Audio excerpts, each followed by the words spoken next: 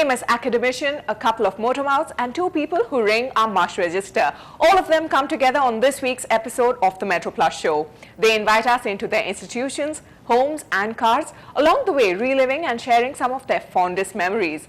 Like the director of IIT-Madras, Professor Ananth, he has a room with a view and has made the sprawling campus a name to reckon with when it comes to education as well as sustaining the environment. He is our personality of the week. He was in class 6 when he knew he wanted to be an academician. The director of IIT-Madras, Professor M.S. Ananth, who went on to live his childhood dream. He joined IIT-Madras in 1972 as an assistant professor and today is the director of this venerable institution for the second term running. Professor Ananth's thinking mind is sustained by books mostly and a rather unconventional view he takes on education at large. Ideally, I would like a system in which there is no exam, but there's no way of certifying that so-and-so has acquired this competence and so on in a mass education system. So therefore, examinations are a necessary evil. This amicable professor's approach to learning has never been to fight competition rather than inclusive development. And what remains an unfulfilled ambition to this date is his vision for the university. He wants to introduce a radical restructuring of the science and engineering departments. However, other milestones continue to bloom under his leadership. If society comes to you with a problem, if you can, you solve it. You don't necessarily provide a high-tech solution. You provide a solution. We had a phosphate binding agent for dialysis patients and it was very expensive. It was imported medicine. The doctor who came to us said, can you make it cheaper? And we had an organic chemist look at it and he produced the compound within 6 months. After all the trials, it's available in the market at 1/10 the cost. Late Mrs. Ananth has also been a pillar of strength in constructing a strong synergy between the students and the ecosystem.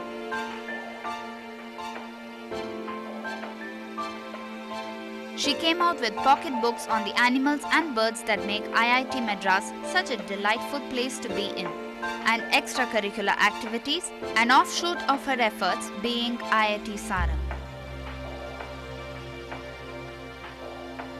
I became director in 2001 and my wife was automatically patron of the ladies club. And she felt the ladies club could involve itself in a large number of projects concerning the campus. He said the ladies club will take over the creche. So we created a creche here.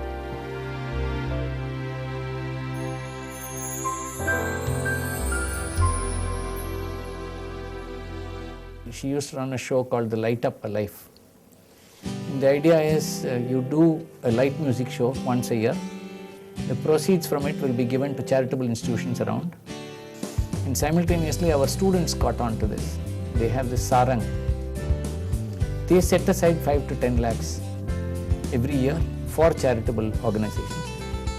Professor Ananth's focus continues to be evenly divided between education and environment. In order to sustain the rich biodiversity on the campus, the team at IIT-Madras evolved a system of monitoring critical habitats and indicator species. The first thing we found was that we had overgreened the campus in our enthusiasm. We also needed to make the place look nice. These lawns we had to create, but we had to select the grass out of 26 species of grass that Ranjit Daniel identified.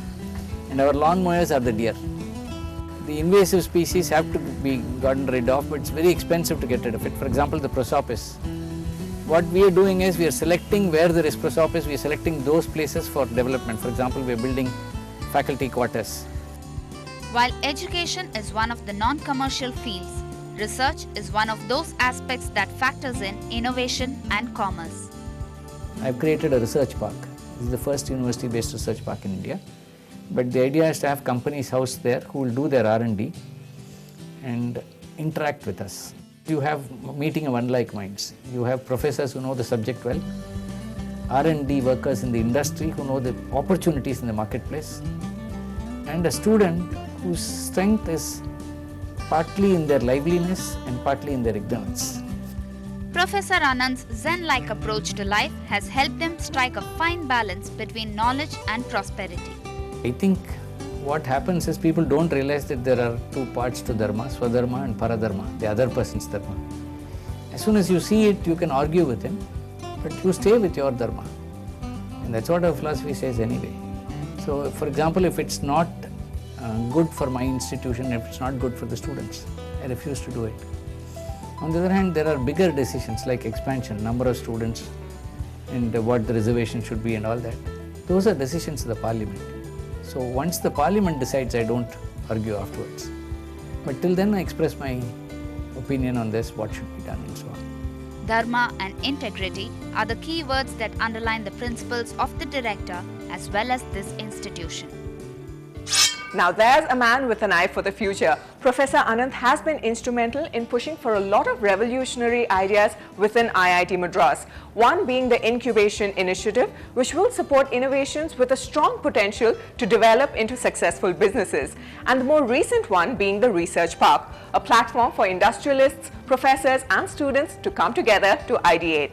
Lots more still ahead on the Metroplus show. On the other side, two men, two machines with two very different purposes, one functional and the other just plain simple luxury.